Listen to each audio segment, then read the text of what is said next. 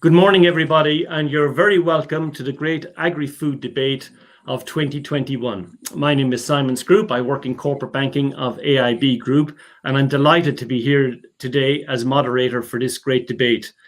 I'm coming to you live deep within farming country in North Tipperary, and I'd like to welcome the students of the Food and Agriculture faculties from the third level colleges across Ireland and the UK whom are gathering this week virtually for the 6th annual Great Agri-Food Debate. This is a joint initiative between Dawn Meats and McDonald's, who are extremely proud to be supporting the next generation of business leaders. Last year's winners, University College Dublin, will defend their title against students from 5 other colleges: University of Limerick, Northern Ireland's College of Agriculture, Food and Rural Enterprise, Dundalk Institute of Technology, Waterford Institute of Technology, and the University of Aberystwyth from Wales. The Twitter handle today is #GreatAgriFoodDebate. You will notice that your microphone has been muted automatically, and we ask you to kindly keep it muted unless you are speaking. So now, the topic for today's debate. Plastics is not the enemy of our blue planet. A great topic and a topical topic. Let me introduce the teams. The 2 teams taking part in the debate are University College Dublin and University of Limerick. Proposing the motion is the team from UCD. Opposing the motion is a team from UL. The stance taken by the teams are the positions that they have been assigned by random draw. That is important, and they do not necessarily reflect their personal point of view. So may I now move to the judges, and may I ask each judge in turn to introduce themselves and perhaps say a few words. May I start with Niall, please? Niall Brown. Thank you, Simon. Hello, everyone. My name is Niall Brown, and I'm the CEO of Dawn Meats. We are delighted to organise the Great Agri-Food Debate, which is now in its 6th year in partnership with McDonald's. So may I wish all the students the very best of luck and hope you enjoy the debate. Thank you. Thank you, Niall. Dan, are you online, please? Thank you, Simon. My name is Dan McSweeney, and I'm the chairman of Borbia, and I'm coming to you this morning from West Cork, just outside Clonakilty. It's my first year participating or judging the debate, and I'm really looking forward to a very interesting couple of hours. So the best of luck to everybody. Thank you, Dan. May I call on Brendan, please? My name is Brendan Gleason. I'm the Secretary General of the Department of Agriculture, Food and the Marine. And I'm really looking forward to hearing what the next generation of thought leaders in this sector have to say today, because on your shoulders rests the future of this great sector. So really looking forward to the event, and wish good luck to everybody. Thanks, Simon. Thank you, Brendan, very much. May I call on Beth Hart? Good morning, everyone. I'm Beth Hart, and I'm Vice President of Supply Chain and Brand Trust at McDonald's UK and Ireland. And I'm coming from lockdown in London.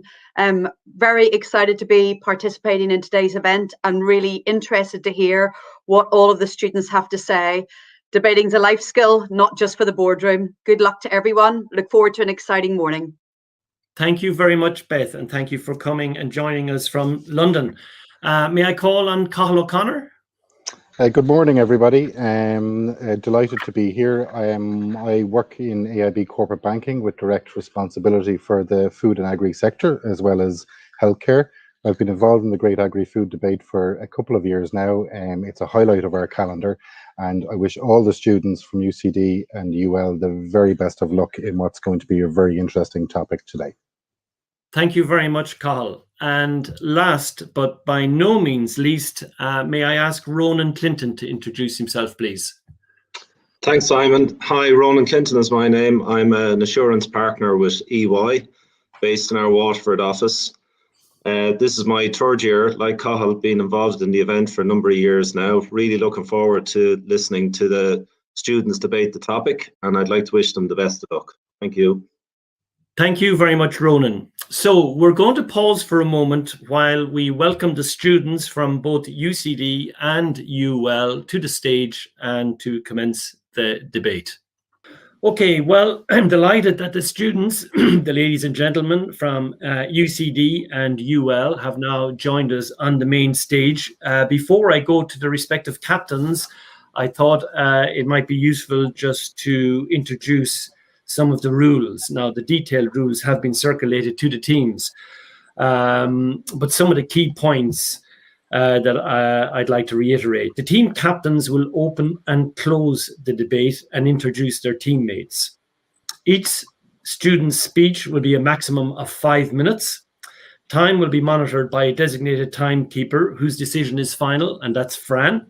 Fran, if you're on the line there, give me a little bell. Well done, we got that. Thank you, Fran. Interrupting a student while they are speaking is not allowed. After each speaker, 2 points of interest may be offered by the competing team, one of which must be accepted. Points of interest are not allowed following the captain's closing arguments. There will be a Best Speaker Award for each of the 3 debates this week, and there'll also be a Funniest Comment Award for each of the 3 debates. So looking forward to hearing some of them. Okay. Just to remind ourselves of the motion for this morning's debate.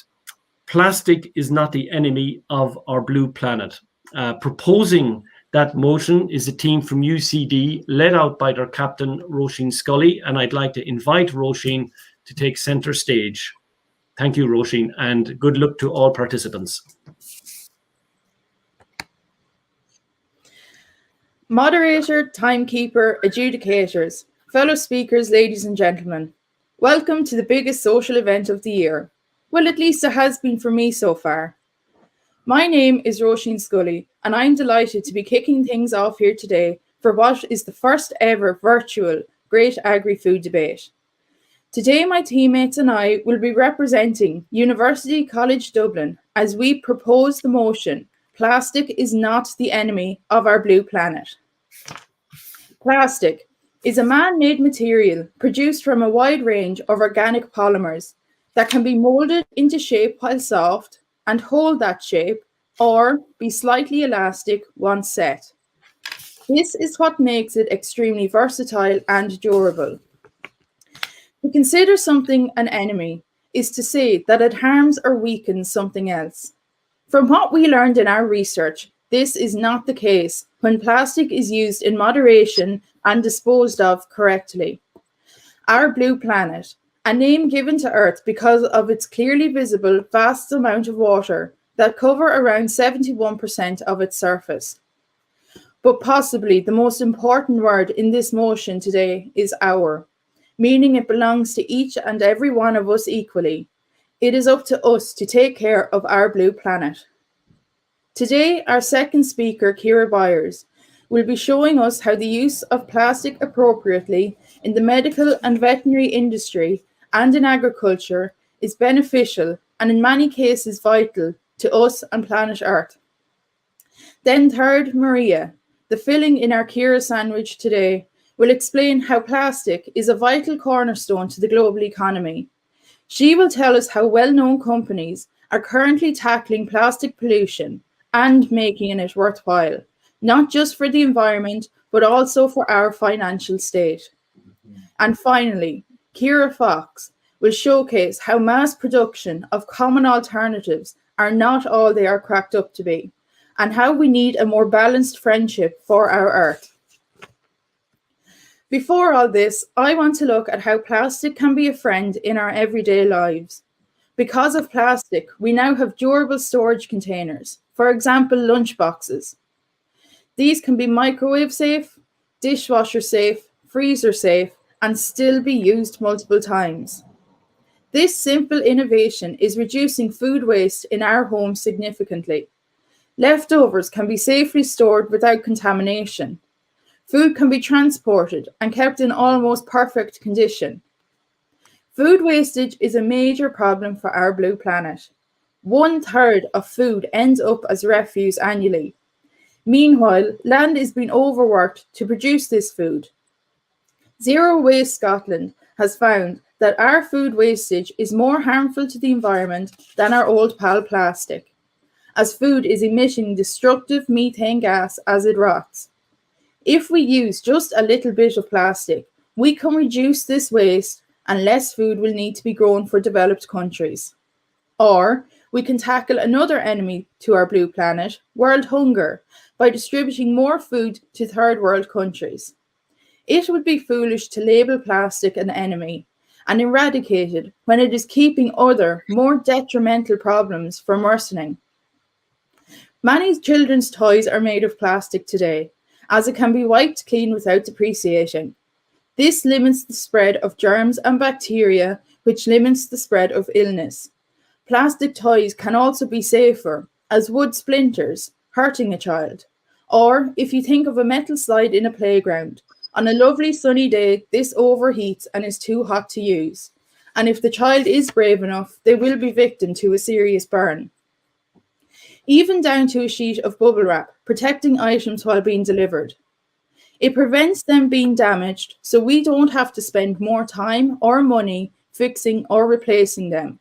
But more importantly, no more fuel than necessary will need to be consumed to return the item to a shop or manufacturer, and no more fuel than necessary will be consumed to redeliver the item. Reducing mileage is reducing the emission of harmful greenhouse gases into the atmosphere by our cars, lorries, and vans.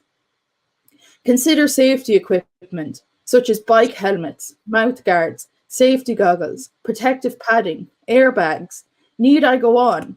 These are all made of plastic. Pill and medicine bottles have a plastic seal, so we know if the medicine inside is safe to use, or if it has been tampered with or exposed to the elements. How can we say plastic is an enemy when it is helping keep us safe and alive? And so, I ask you to join me in proposing the motion this morning. Thank you. Thank you, Roisin. Okay, we have a point of information. Point of information. So are the plastics you're talking about to protect the food a cause to eradicate world hunger, the cause for climate change and the cause for these famines and all, the droughts and stuff causing this food shortage in third world countries because of the CO2 emissions given out by plastic, making the whole life cycle of plastics, which is about 13.5 million metric tons.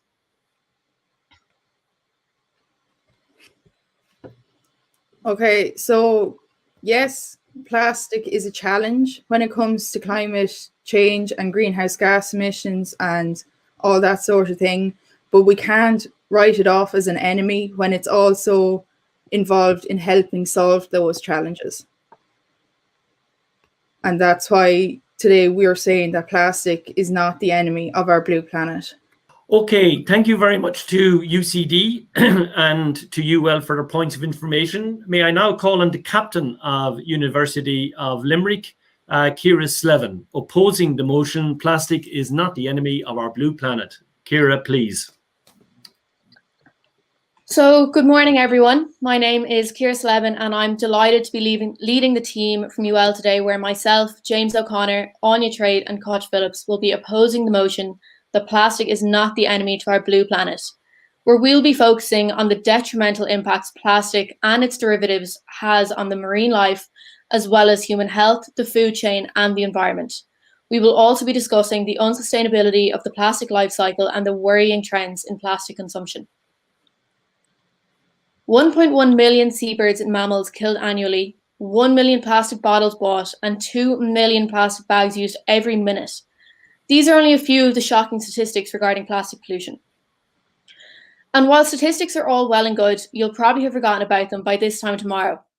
However, what if I told you that the cup of tea you may be enjoying this morning could contain 11.6 billion microplastics and 3.1 billion smaller nanoplastic particles in a single cup? Marine litter is a persistent problem affecting all regions of the world, which needs to be addressed urgently. Plastic presents a particular problem owing to its buoyancy. It can be easily carried by currents or blown by winds from land or seaborne sources. It persists in the environment for an extremely long time and breaks down into secondary microplastic particles. There's a strong growing body of evidence that plastics and microplastics are impacting on marine fauna, as well as being created by the breakdown of larger microplastics are entering the marine environment directly in a wide variety of forms, some examples being fibers from artificial textiles or through tire wear. Around 18 billion pounds of plastics enter the ocean each year. It is choking our oceans and marine life. In March 2019, shocking news broke of a washed-up whale in the Philippines found with 40 kilograms of plastic in its stomach. It is estimated there are 6 times more microplastics than phytoplankton in the ocean. Many floating masses of plastics have been discovered in oceans, the so-called garbage patches in ocean gyres. The Pacific garbage patch is 1.6 million square kilometers, nearly 20 times the size of Ireland. Researchers estimated that as of 2015, only 9% of plastic ever produced had been recycled, and that without action by 2050, there will be 12 billion tons of plastic in landfills and the environment.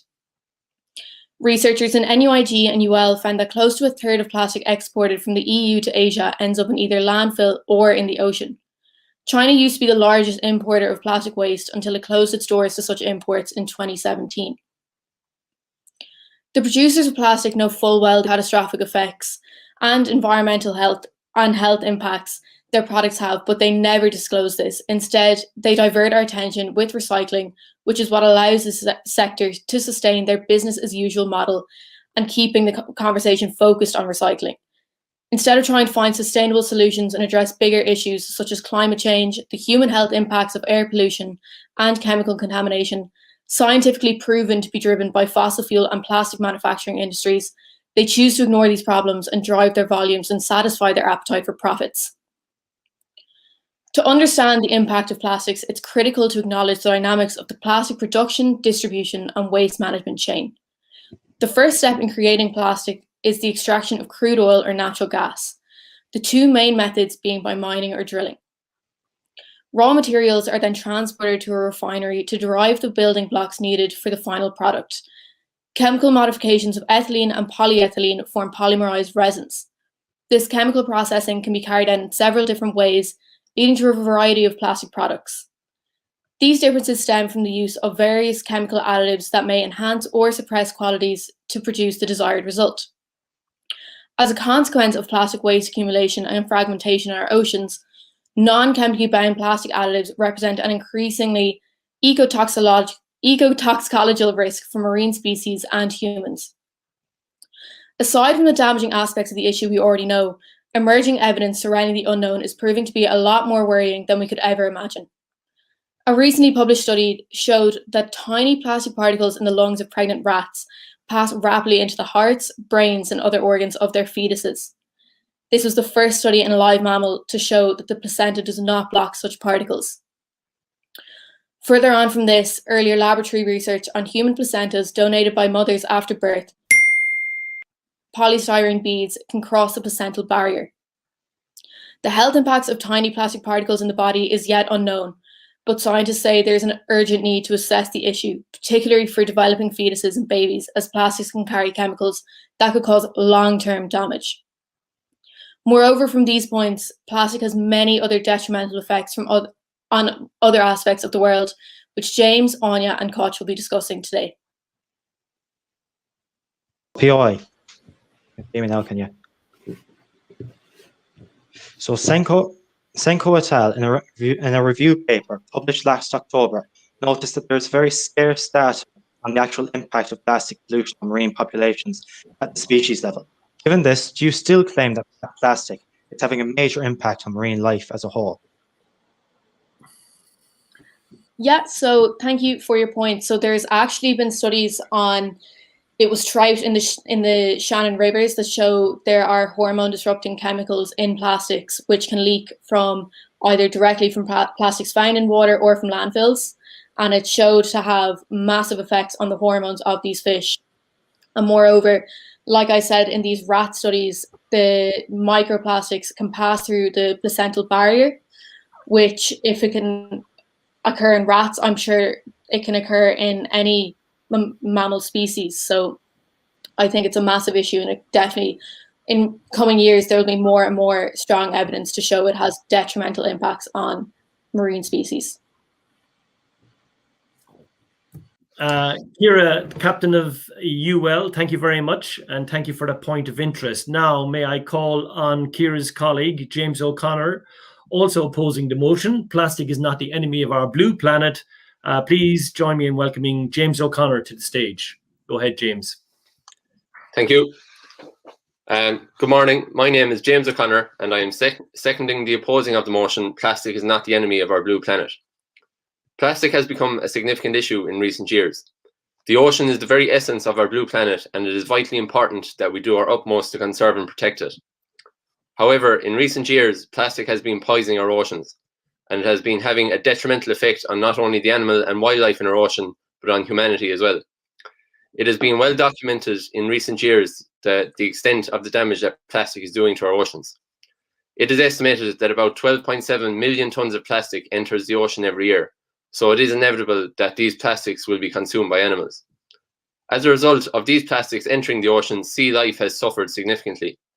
More than 1 million seabirds and 100,000 marine animals die from plastic pollution every year, and 100% of baby sea turtles have plastic in their stomachs. It can be easy to think that it is big pieces of plastic like bags and can holders that are doing all of the damage. It is in fact microplastics that cause a lot of the damage to animals. There are now over 5.25 trillion micropieces of plastic in our ocean, which equates to 46,000 pieces in every square mile of the ocean. All of these minute pieces of plastic floating just on the surface of our oceans alone adds up to weigh approximately 269,000 tons. These are just part of the 8 million pieces of plastic that make it into the ocean each day. So it is inevitable that plastic would enter the food chain, albeit in the form of microplastics. Microplastics are pieces of plastic that are less than 5 millimeters in length, roughly the same size as a sesame seed. As these microplastics float aimlessly about in the ocean, fish will consume them, meaning that some of the fish that we consume will have some plastic in them. It is believed that 1 in 3 fish caught for human consumption contains plastic, and it is estimated that these microbeads of microplastic are 1 million times more toxic than the seawater that surrounds it. It is also known that just one squeeze of a product containing microbeads can release up to 100,000 tiny beads that can re-enter the food chain again, showing how plastic can turn the food chain into a vicious cycle. It is estimated that people who eat seafood consume 11,000 pieces of toxic plastic every year, which on average equates to the size of a credit card on an annual basis. If the saying "you are what you eat" is true, then we will all be credit cards in no time. These microplastics that we consume can be found in tap water, beer, and salt, as well as fish. So there are several ways for plastic to get into the food chain. This level of plastic consumption cannot be good for human health. Numerous chemicals used to produce plastic are known to be carcinogenic and to interfere with the body's hormone system, causing reproductive, neurological, and immune disorders in both humans and wildlife. It has also been found that 95% of US adults have levels of BPA in their urine. BPA is bisphenol A, and it is an industrial chemical that has been used to make certain plastics and resins since the 1960s. BPA is found in polycarbonate plastics and containers to store food and beverages, such as water bottles. This shows that plastic has a number of ways of getting into the human body. It can get in through the oceanic food chain, or it can get in directly as we eat and drink directly from these plastic containers. Human health problems such as eye irritation, vision failure, breathing difficulties, liver dysfunction, and skin diseases have also been linked to the ingestions of plastics such as BPA. Even though efforts have been made to curb plastic pollution in the ocean through technology such as filters, microplastics can still get through these filters, which shows how difficult it can be to stop plastic pollution once it gets into the environment. Some microplastics are created in the ocean as larger pieces of plastic break down to form these microplastics, but others are manufactured to be this small. These are called microbeads. Cosmetic products such as exfoliating washes have these microbeads in them, detrimental to the environment. These are so small, less than 1 millimeter in size, and they can get through filters in wastewater treatment plants, therefore flowing straight into the ocean.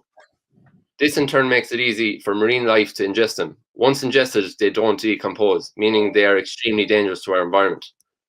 Even though a law was passed in Ireland last year to ban the manufacturing of these microbeads, it has come too late, as the damage has been already done, as billions of pieces of these microbeads float about in the oceans to this day, thus showing that plastic is the enemy of our blue planet. Thank you. Thank you, James. Point of information. The Baker study, which was used by NGOs and reporters to prove BPA was harmful, actually provides additional confirmation of the unlikelihood that BPA and other endocrine disrupting chemicals pose serious threats. So I feel like that undermines what you said. Thank you. Thank you. Yeah, well, I suppose like there are other like you chemicals such as BPA, and then there's other chemicals as well. And like it's not just BPA. There are numerous other chemicals that can get into the body, and then they mightn't necessarily be harmful straight away, but over a number of years, they could be harmful to the humans and animal life as well.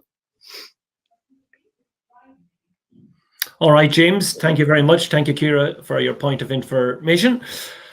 Okay, returning to the stage is UCD proposing the motion, and I'd like you to join me in welcoming Ciara Byers, please.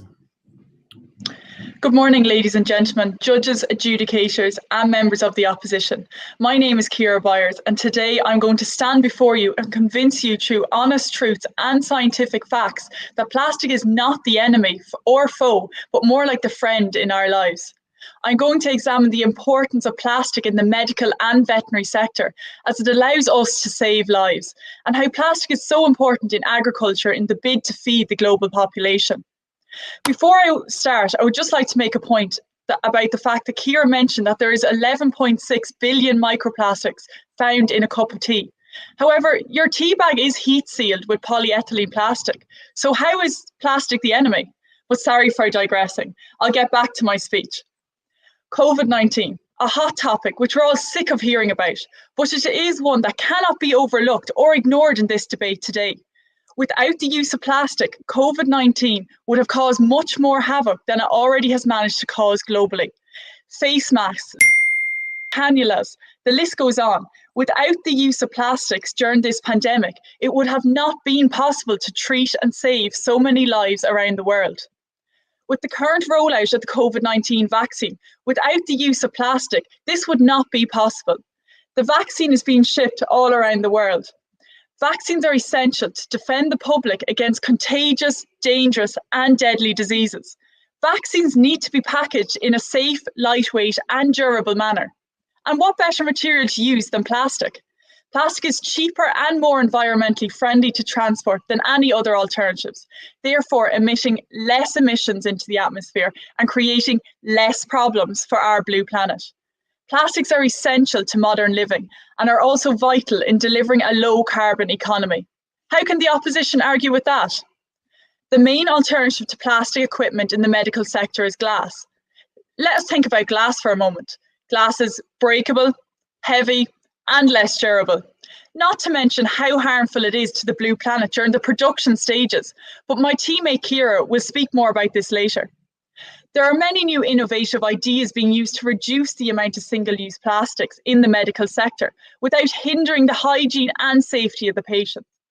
There is now a reusable steam sterilization pouch called the Enviro pouch, which the US FDA has approved for use in 2019. Even the solution for plastics is another, more reusable and eco-friendly type of plastic for our blue planet. The solution to the opposition's problems that they have with plastic is not to get rid of it, but to have better plastic products and better management of these products. Plastics are what are going to save both humans and animals during the treatment. We cannot forget that animals get medical attention too, and plastics are just as vital in the veterinary world. So how can the opposition mention that plastic is killing animals when they're clearly failing to acknowledge the fact that plastic is actually saving them too? Therefore, plastics are our friend, not our enemy. Now to bring it back home to an area I'm sure all of us today has some involvement with, the agri-food industry. Agriculture and the agri-food sector in Ireland has been growing year on year for the last number of years. And on a global scale, this is much the same. There is a growing world population which is estimated to hit 9.8 billion by 2050, according to the UN. Without the use of plastics, it would just not be possible to feed the ever-growing population. Us humans are the custodians of the blue planet, and we need to be here to care for it. Therefore, we must not go hungry. However, 1 in 9 people in the world are going hungry. Plastic is playing an essential role in food packaging and feeding the world. Food packaging allows the distribution of food globally without contamination, spoilage. The use of modified atmospheres, such as vacuum-packed food, has allowed the increased longevity of many foods, such as meat. Vacuum packing meat ensures it stays fresh for up to 60 days in comparison to 3 to 5. There are 1.3 billion tonnes of food wasted every year in the according to the UN FAO. Without plastic, this would be significantly higher. This would cause issues such as increased inputs into landfills, therefore harming our blue planet. You've heard it here today, folks. Plastic is doing more good than harm. But in life, you will always hear the bad news before you hear the good news. So please stand with us here today and propose this motion. Thank you. Thank you very much, Kira. Point of information. We have a point of information. Yes, please. So you're saying that yes, plastic has all these really great uses in the medical setting. However, it's the disposing of these plastics that is the issue. For example, I read in the BBC 2 weeks ago, the Philippines, the barrier reefs there are riddled with PPE that have been dumped in the oceans. And I can't imagine that has much benefit for marine life there. So what argument do you have to defend that? Yeah, thank you. There is a huge problem which actually stems from us humans, which is the legislation issue. There's many laws and legislation in place in countries all around the world, which means that if we want to go out in the morning, we cannot go and change the fact that there's plastic in the ocean, and that without the use of these plastics in the medical sector, how would any of us be alive? How would we have combated the COVID-19 pandemic this year? We need plastic and it's essential. And there's many new types of plastic being developed, but they're not changing the type of material. It's still plastic, but it's just a different type of plastic that is more reusable and more eco-friendly. Okay, thank you, Kira. Third speaker opposing the motion from University of Limerick. Would you join me in welcoming Coit Phillips to the stage, please? Good morning. Good morning. My name is Coach Phillips, and I'll be speaking to you today about the negative impact of plastic on soil, animal production, and the threat this poses to us humans. The soil plays an essential role in the Earth's ecosystem. It is home to millions of microorganisms. It is a foothold for rooting plants and sustains human life. As James has mentioned, the harmful chemicals found in plastics include bisphenol A, which is BPA, and phthalates. They are organic, synthetic compounds, but they have a detrimental impact on the environment. The basic courses of presentation from the pre-customer point of view into the climate are straightforwardly from plastics, coat and stain makers, foundries who use BPA in projecting sand, or transport of BPA and BPA-containing items. BPA release comes from profluent release from city wastewater treatment plants, water system pipes utilised in horticulture, seaborne plastic refuse, aberrant draining from plastic, paper and metal waste in landfills, and materials reused in organisations. Notwithstanding a fast soil and water half-existence of 4.5 days and an air half-existence of short of 1 day. BPA's universality makes it a significant contamination. BPA has a low pace of dissipation from water and soil, which presents issues notwithstanding its biodegradability and low worry for bioaggregation. So where exactly can plastics be found in the soil and what harm are they doing? Plastics present themselves in the soil in the form of microplastics. Microplastics are simply just pieces of plastic fragments smaller than 5 millimeters. An astonishing 8,000 metric tons of plastic from slow-release fertilizers are broadcast onto Western agricultural soils annually. Once incorporated into the matrix of the soil, said microplastics affect the porosity, thus impeding the dynamic and aggregation of the soil. While it can be argued that microplastics have a positive impact on the aeration of the soils, it doesn't forgive the impact it's having on every other factor that results in the nutrient-rich soils that support life on our planet today. Studies show the influence microplastics are having on the weight of earthworms. One example being the rosy-tipped earthworm, Aparectodia rosea, one of the most common worms found in farmland. Studies show that worms in areas with high density of polyethylene, which are found in plastic bags, showed a significant reduction in body weight, and conversely, worms found in a controlled environment showed an increased body weight significantly.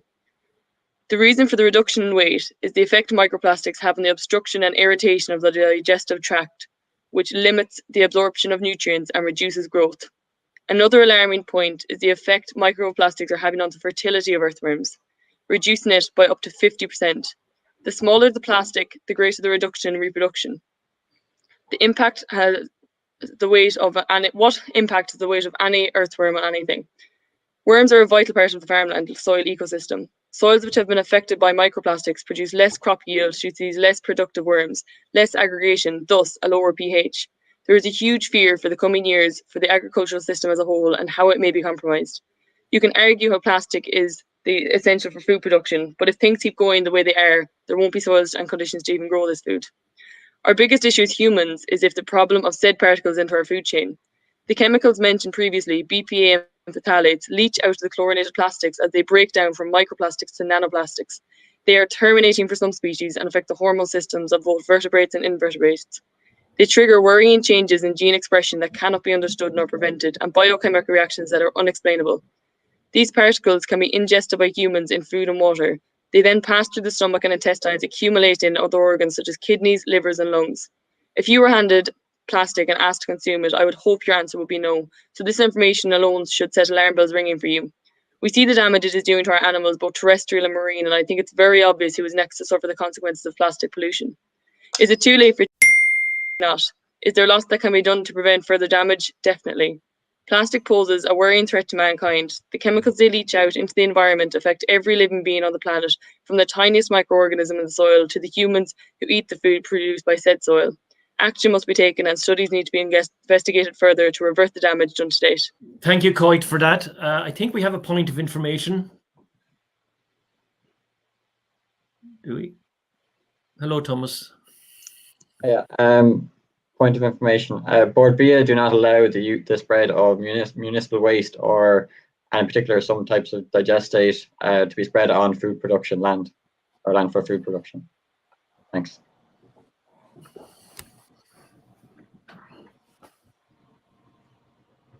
That's a good point, Thomas, but I think it's more so the issue, I know that Board BIA don't allow that, but it's more so the issue of the waste management on farms and the fertilizers and just the impacts they come in from rivers and from seas that end up on our agricultural lands, and it's more human impact on the land than just the food production alone. Like even just agriculture as a whole, like when you think of cattle feed, any animal feed really, like they all have plastic and fertilizer bag waste, which all break down on the land to cause damage to our soils, which at the end of the day are where our food is grown. So thank you.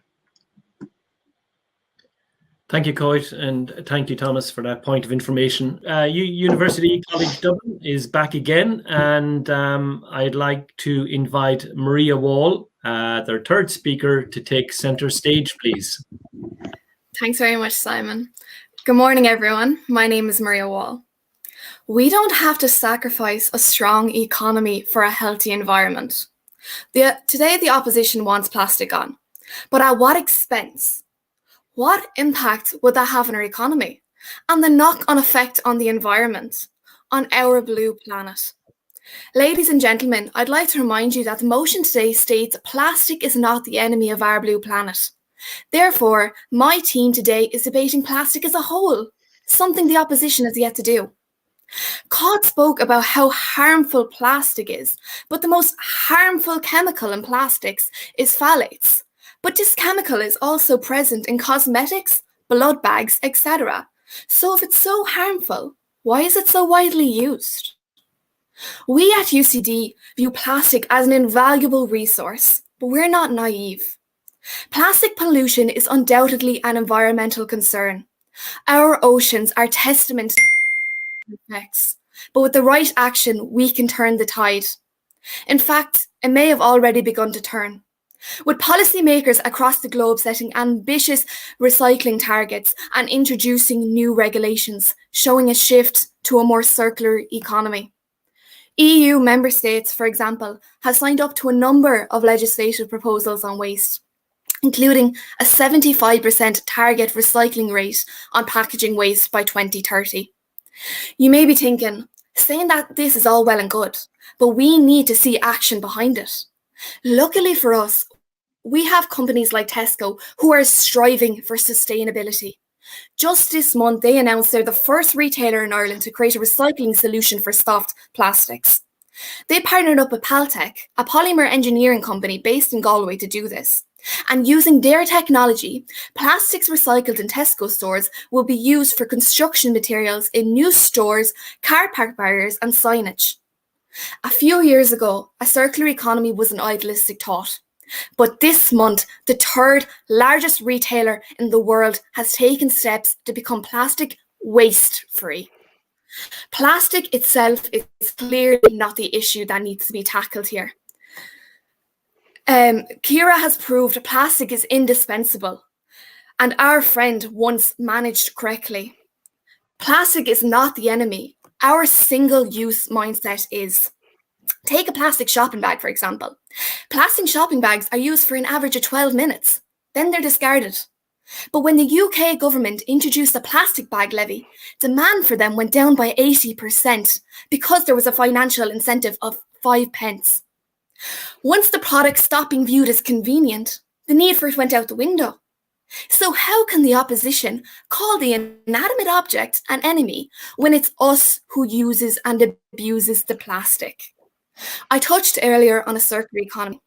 This economic system aims to eliminate waste and the use of resources. To achieve this, two to be shown. The first is making plastic waste economically attractive. American scientists have recently developed a method of upcycling plastics, converting them into high-quality motor oils, lubricants, and waxes, global demand for which is increasing steadily 3% year on year. The second is improving the material itself through innovation. We need to design products that are made to be remade. Marks and Spencer's have shown us how this can be achieved. Their own brand plastic packaging has switched from 11 polymers down to 4.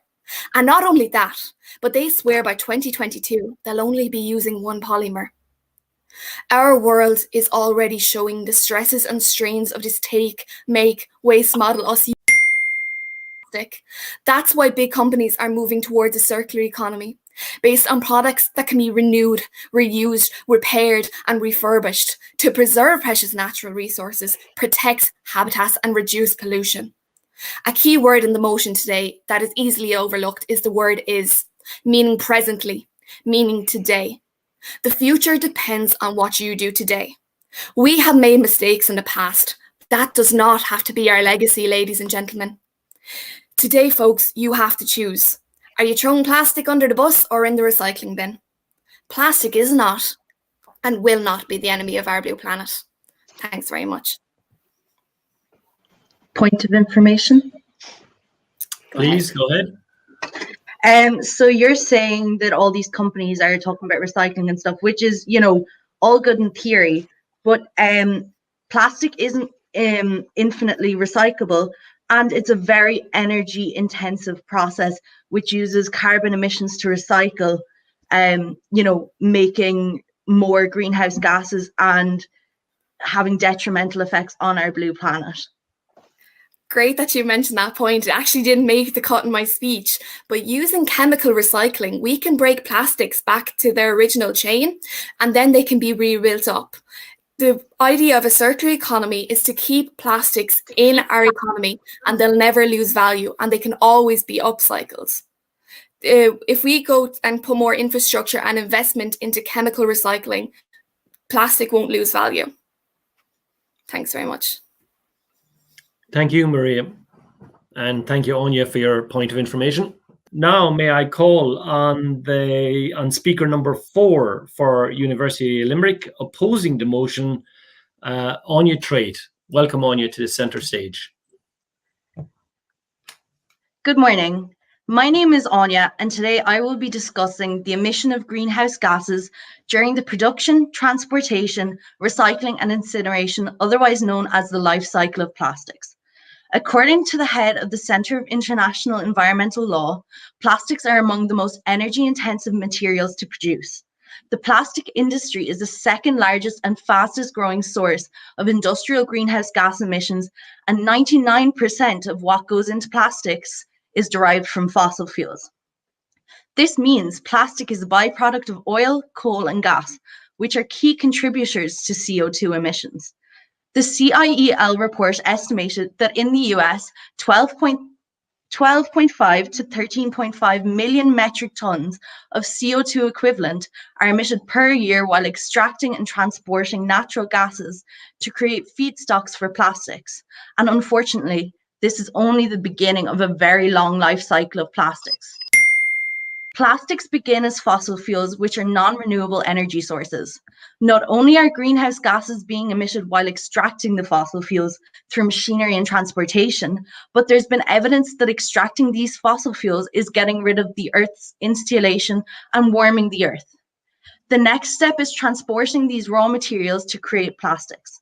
In 2015, emissions from manufacturing ethylene, which make up polyethylene, a type of plastic, amounted to 184.3 to 213 million metric tons of CO2 equivalent.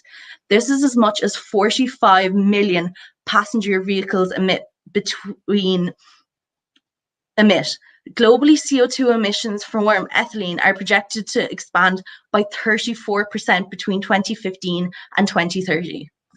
Once this plastic is made, it gets transported to where the plastics can be used and goes out into the world, where it surrounds us, from the components in the laptop you're sitting at right now to most of your food packaging. It has been estimated that there is approximately 8.3 billion tons of plastic in the world. For reference, this is the same as 1 billion elephants, or 80 million blue whales, or 822,000 Eiffel Towers, or 25,000 Empire State Buildings. Now, I don't know about you, but 1 billion elephants worth of plastic on Earth sounds very heavy and not something I would want to get stuck under. Once these plastics are no longer needed, they're discarded and recycled. 60% of this plastic is non-packaging, and the other 40% is used in packaging. Within this 40% of packaging, 27.8% of plastic is unaccounted for. 20.6% of plastic is recycled. 31% ends up in a landfill, and 20.6% gets incinerated. And if recycling was an exam, the human population is definitely failing. Incineration is one method to get rid of plastics. In a review, many toxic pollutants from plastic waste were found to be associated with the incineration of plastic waste. When municipal solid waste, which contains about 12% plastic, is burned, it releases toxic gases like dioxins, furans, mercury, and polychlorinated biphenyls into the atmosphere. Burning of polyvinyl chloride liberates hazardous halogens and pollutes air. These hazardous gases contribute to greenhouse gas emissions, but they are also a hazard to vegetation, human and animal health, and the environment as a whole. The burning of plastic waste are linked to an increased risk of heart disease, aggravated respiratory conditions like asthma, and damages to the nervous system, causing the very thing the proposition said plastics can help. Another way of getting rid of plastics is through recycling. There's primary, secondary, tertiary, and quaternary recycling. Primary recycling is referred to as closed-looped recycling and is a process where plastic is mechanically reprocessed into a product with equivalent properties. Secondary recycling is also called downgrading and is a mechanical process in which plastic is turned into products requiring lower properties.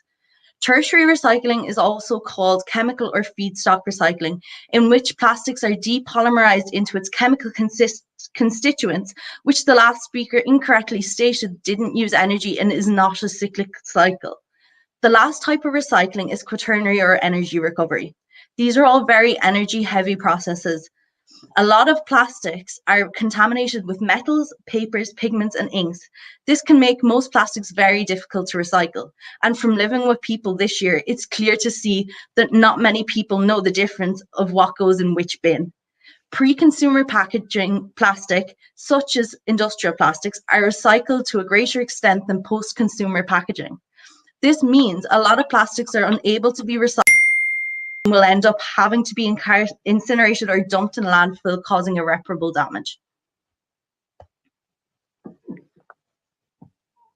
Okay, Anya, thank you very much. Pausing there. Okay, I don't hear anything there, Anya. Thank you very much indeed for that. Again, I think we can break out. Yep. Point of information. Oh, we have a point of information. A late entry. Okay. Anya, you spoke so fondly of the elephants, but did you know why plastic was invented in the first place? To stop ivory being used. That's why if we didn't have plastic, we'd have no elephants. Yeah, that's a good point. However, I think you missed the point I was trying to make, saying that's the amount of plastic that is in the world in general. Because at the moment, you know, we're talking about animals, we're talking about humans, but the motion of this debate is about our blue planet, not about the animals and not about humans. Okay, thank you, Anya, and thank you for the point of information. The fourth speaker for UCD is Kira Fox. She's going to take center stage now, proposing the motion. You're very welcome, Kira. Thank you. Go ahead. Good morning. My name is Kira Fox, one of the many Kiras today, it appears. Gandhi once said, "There is enough in this world for every man's needs, but not every man's greed." And what are we but greedy in our use and abuse of plastic? But let's not get confused. That doesn't make plastic an enemy, because if it does, then our greedy nature will turn every other alternative into an enemy too. Did you know that to make glass, you need sand? Did you also know that we're using sand faster than the planet can replenish it? 50 billion tons is used annually, which is double the amount produced. We use sand more than we use oil. Then imagine banning plastic. That will increase the production of glass, correct? Hence increasing the exploitation of sand, destroying vital habitats for fish, crocodiles, turtles, and other forms of marine life. It causes a destruction of sand barriers and coral reefs, which protect our coastal communities. So let the opposition answer me this. Are you happy to destroy, or are they not part of our blue planet? Then there's paper, and this of course comes from trees, which over 60% of are deforested each year to make paper. And this deforestation is responsible for nearly 1/5 of the world's annual greenhouse gas emissions. And while the opposition may claim trees are renewable isn't a great thing if the paper is coming from global deforestation, which is one of the major contributing factors to not only desertification, but also the loss of wildlife habitat and, of course, climate change. And let's not forget aluminium. It is very energy intensive to produce and has a higher carbon footprint, responsible for 11 tons of carbon emissions per ton of aluminium, while polyethylene plastics account for 1/5 of that, only 2.2 tons of greenhouse gases, according to a study by the EPA. So let the opposition, or in particular Anya, answer me this. Which produces more carbon dioxide, aluminium or plastic? And even if you recycle aluminium, it's still producing more emissions than new plastic. Even bamboo, which has seen massive glorification by the media, has its cons. 95% of the bamboo on the market is bamboo viscose. This doesn't sound bad until you hear that to make it, cellulose is extracted from the plant through the use of harsh chemicals. Chemicals including sulfuric acid, carbon disulfide, and sodium hydroxide. Just to make it clear to the opposition, these chemicals are incredibly harmful to living creatures and the environment. But let's single out plastic and ignore the rest, because that must make sense in the opposition's eyes. The opposition speakers, Kira and James, would make you believe that plastic is the only waste in the ocean. But that's just far from the truth. What about glass, ceramics, or even clinker, which is the burnt residue of coal, which is still there after being dumped in the 18th century? Or even worse, what about the nuclear waste that was dumped in over 50 different sites across our oceans? Let that sink in for a minute, just like how the opposition is letting it sink to the bottom of our ocean. But at least we have a non-profit organisation, the Ocean Cleanup, tackling plastic waste. Clearly there is potential for oceans with no plastic. Can we say the same for these other waste products? Maybe the enemy is the waste which we can't remove. Think about it. This week, we can remove plastic. Next week, we'll debate and get rid of aluminium. The week after will be glass. And then we'll all walk home from the shop with the milk cup in our hands. Let's at least be practical. We need some sort of packaging. The only way forward is to use both plastic and alternatives in moderation. We cannot exploit plastic, nor glass, nor paper. Mass production of any of these is going to harm our blue planet. So let's use the best option for each situation. Let's use plastic for our medical. Let's use glass for our windows. Let's use aluminium for our power lines. Let's all reconsider our use of each of these products and use them when they're the best option. If plastic is the enemy, then so is glass and metal and paper. But the truth is, we are the only enemy. And while we continue to produce and dispose of these products in the way that we currently do, there is no argument in who the enemy is. It's like blaming the cupcakes for our weight gain instead of our own greedy paws. And unless we are planning on getting a spaceship to NASA's blue planet of Neptune, we are the only ones to blame for the environmental and oceanic issues of our blue planet, not plastic. Therefore, stand, or sit, with me today to propose this motion. Plastic is not the enemy of our blue planet. Thank you. Thank you, Kira. Point of information? Yes, please go ahead. So you were kind of saying that we're singling out plastics, which is true, but you know, the topic of this debate is plastics. We're not saying that all these things aren't harmful to the environment, but we're talking about plastic in this debate. And it's kind of a bit of a cop-out to say that humans are the enemy of the blue planet, because, you know, we've produced all these things that are causing irreparable damage to our blue planet. Perfect, thank you. I think POIs are meant to be 15 seconds in the rule book, but I'll take a POI anyway. So if you're willing to if you want to get rid of plastic, you need to be able to see the consequences of doing so. And that's going to have a direct impact on the increasing of all these products. And these aren't harmful, these are harmful to our blue planet. So I think we need to look at ourselves and realize it's our mass production and it's our disposal is what's causing the issue. It's not plastic, it's not necessarily glass. Making one piece of glass, making one piece of plastic isn't an issue. But if you want to throw it in the ocean, if you and your housemates don't want to recycle, that's on you. That's not on plastic. And that's the point I'm trying to get across. Thank you. Thank you, Kira. And thank you, Anya, for the point of information.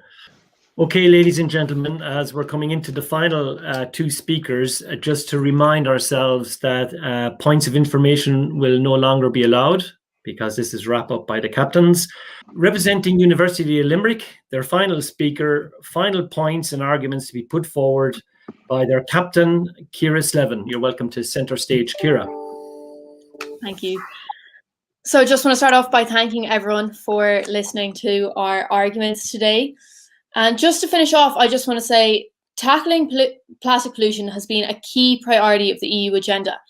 And if it wasn't that much of an issue, why is it such a focus that needs to be tackled? In January 2018, the EU launched its strategy for plastics in a circular economy. And in December 2018, the EU agreed on introducing new laws to reduce the environmental impact of certain plastic products, the so-called Single-Use Plastics Directive. As well as these efforts, the Sustainable Development Goals set out by the UN call upon all countries to achieve 17 broad development goals by 2030. With Goal 14 regarding life below water aiming to conserve and sustainably use the oceans, seas and marine resources. Efforts to achieve this goal are idling and it's becoming more and more unlikely that they'll be achieved by 2030, along with many of the other SDGs, including Goal 12, which aims to ensure sustainable consumption and production patterns. Under the 17 SDGs, the UN set out various targets with aims to be achieved before the deadline. One of the targets in Goal 12 was to achieve environmentally sound management of chemicals in all waste throughout their life cycle and significantly reduce their release to air, water and soil in order to minimise their adverse impacts on human health and the environment. This was aimed to be achieved by 2020, so it doesn't exactly look like that target's been or is going to be met, especially considering the points James previously made regarding microplastics and the effects on earthworms, which was mentioned by Koch. Another one of the targets set for Goal 14 is to prevent and significantly reduce marine pollution of all kinds by 2025. This is another target that looks more and more unlikely to be achieved, which will probably be blamed on the current pandemic we are in. However, was this goal ever achievable? I highly doubt it. It has become clear even during the trying times of a global pandemic that the plastic industry has little if any interest of where their products ends up and the impacts that it has on both people and environment. A recycling company in the UK stated plastic wasn't worth recycling after the price of it halved as a result of China closing its doors to imported waste. Plastic pollution does not start where it enters the environment, but from its very first production stage. This is why tackling plastic requires a life cycle approach, taking into account the whole value chain. Producers are at the root of the problem by extracting fossil fuels to incessantly produce plastic and inundate the planet with single-use goods. One of the methods being used for this extraction is fracking, one of the most environmentally damaging process and a whole other issue in itself. Production and consumption patterns need to be ethical and sustainable and not solely driven by economics. Most products are created purely in pursuit of profit with little regard for their environmental and health impacts. We need to shift away from economic models and solely value growth towards a new mindset that respects planetary boundaries. Although it is the best way to dispose of plastics that can no longer be reused, it's important to understand that while the other team loves to praise and go on about recycling, it's not sustainable long term. As Anya mentioned, this logistically challenging and energy intensive process doesn't reprocess plastics flawlessly and can be counterproductive by reinforcing plastic consumption. Plastics are also not infinitely recyclable. Each time it's reprocessed, it produces a lower quality product, which will eventually lose its ability to be recycled. Even though it has been demonstrated to be the most environmentally friendly way of disposing of plastics, it's not a solution in the long term. And the problem is there currently doesn't seem to be many other options. As James mentioned, in 2020, we saw the implementation of a ban on the use of microbeads in cosmetics and household products. The Irish government has spoken of plans to introduce a levy on disposable cups and ban certain single-use plastics, like many countries, with some already having these bans in place. However, COVID-19 put a massive pause on a lot of effort to curb the use of single-use plastics and saw a massive increase in litter, with the majority of recycling centres being closed throughout lockdowns.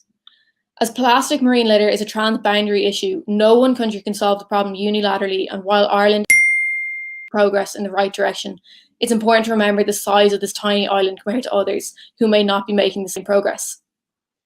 One point I want to emphasise is that while the opposing team loves putting words in our mouths, we never made the argument that we want to get rid of plastic. The title of this debate is that plastic is the enemy to our blue planet. Enemy is the term used to describe something that causes harm or weakens something else, which plastic absolutely does to the marine systems.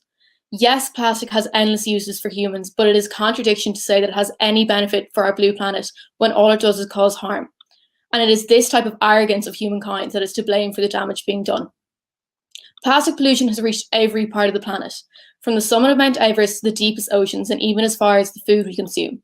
Is it realistic to say that plastic should be replaced altogether? Probably not. However, it is realistic to say the current trend in plastic pollution is not sustainable, and it's pretty clear to say plastic is the enemy to our blue planet. Thank you very much, Ciara. Well done. That closes out the debate for University of Limerick.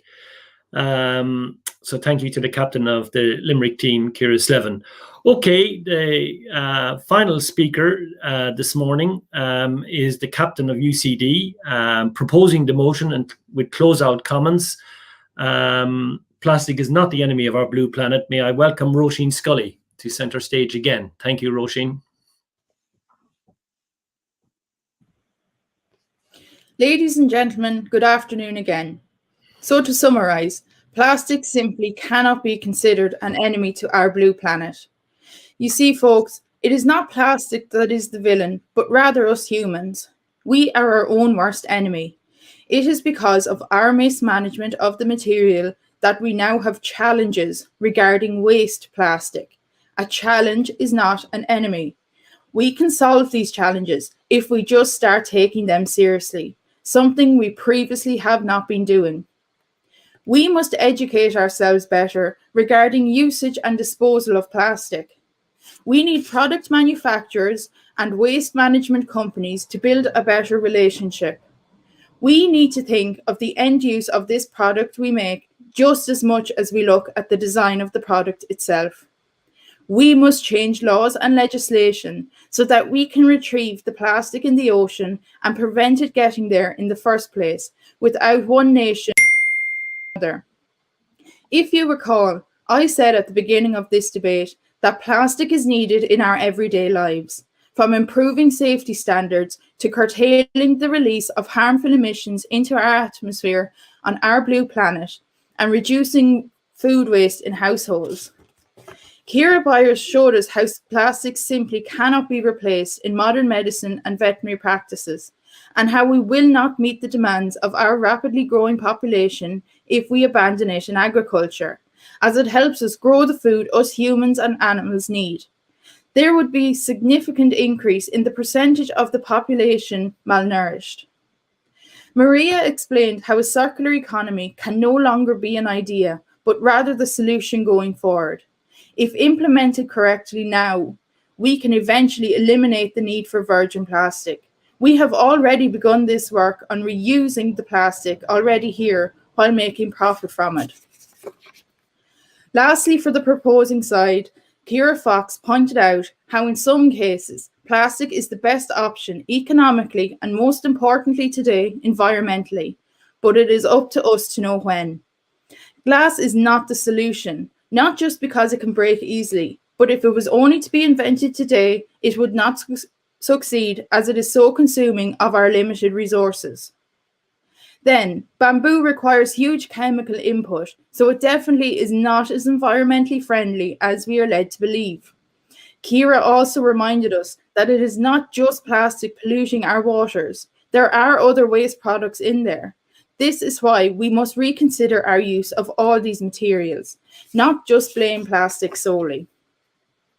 I understand some of you may be on the fence, but fundamentally, we need plastic. We are currently living through a pandemic, which could have been much worse had it not been for plastic.